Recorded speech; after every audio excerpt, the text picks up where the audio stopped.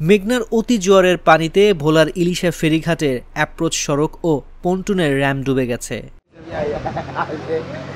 সাধারণ যাত্রী আব্দুল রহিম ও শারমিন আক্তার জানান, ইলিশা ঘাটে এসেছি ফেরিতে করে লক্ষ্মীপুর হয়ে চট্টগ্রাম যাব, কিন্তু ঘাটে এসে দেখি অতি জোয়ারের পানিতে দুই ঘাটই তলিয়ে গেছে, তাই বাধ্য হয়ে নৌকায় করে ফেরিতে উঠেছি। যখন ফেরি দিয়ে আসি, যখন ইলিশা ঘাটে নামি, এখানে প্রচুর পানি, বাচ্চা কাচ্চা নিয়ে পানিতে নামতে হয়, পানিতে নামে হাঁটতে হয়, অনেক প্রচুর পানি। ইলিশা ঘাটে ফেরিতে উঠতে নামতে হয়, আমরা নৌকা দিয়ে নামতে হয়। জোয়ার হইলে আমাকে খুব কষ্ট হয় নামতে উঠতে। ইলিশা ঘাটে আমরা যখন আসি তখন পানির জন্য উঠতে পারি না, ফেরিতে উঠতে পারি না, আমাদের খুব একটা কষ্ট হয়।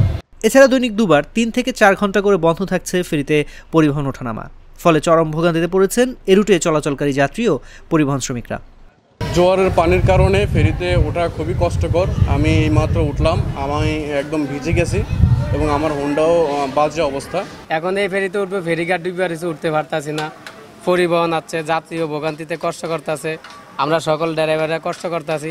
র্যাম তলে গেছে, আমাদের গাড়ি নিয়ে এখান থেকে উঠতে অনেক রিস্ক এবং কি উল্টে যেতে পারে, অনেক সমাধান করা উচিত আমি মনে করি আর কি।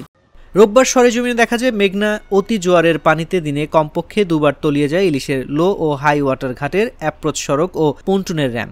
আমরা যখন এখানে ফেরি নিয়ে আসি তখন এখানে ঘাট দুটা ঘাটের মধ্যে যে লো ওয়াটার ঘাটটা, এটা প্রায় বেশিরভাগ সময় এটা ডুবা থাকে, যেখান থেকে গাড়ি ওঠানামা করে ওই জায়গাটা ডুবা থাকে।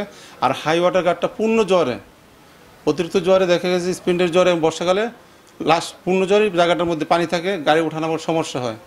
আমাদের কর্তৃপক্ষ বিআরডব্লিউকে জানানো হয়েছে এবং তারা এটা নিয়ে ব্যবস্থা নেবে। ইলিশা ফেরিঘাট দিয়ে ভোলা লক্ষ্মীপুর রুটে প্রতিদিন 5টি ফেরি চলাচল করে, এতে দৈনিক কয়েক হাজার যাত্রী ও বিভিন্ন ধরনের পরিবহন চলাচল করে। ভোলা লক্ষ্মীপুর নৌ রুটে ইলিশা প্রান্তে লো ওয়াটার ও হাই ওয়াটার ঘাট দুটি অত্যন্ত গুরুত্বপূর্ণ একটি ঘাট।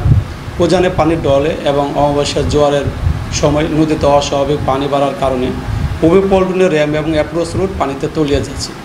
এতে করে ফেরি লোড আনলোডের এবং যাত্রী ওঠানামার বিঘ্ন সৃষ্টি হচ্ছে।